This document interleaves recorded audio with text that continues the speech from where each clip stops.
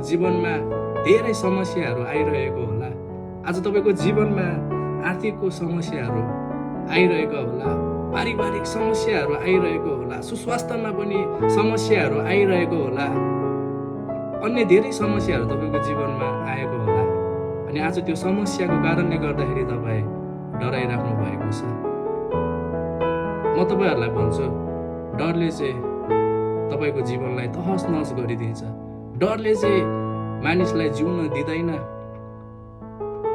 हामीले वचनमा हेर्दै गर्दाखेरि हितोपदेश 29:25 हामीले हेर्दै गर्दाखेरि त्यहाँनिर लेखिएको छ, मान्छेको डर एउटा पासो जस्तै हो, तर परमप्रभुमा भरोसा राख्ने मानिस सुरक्षित रहन्छ।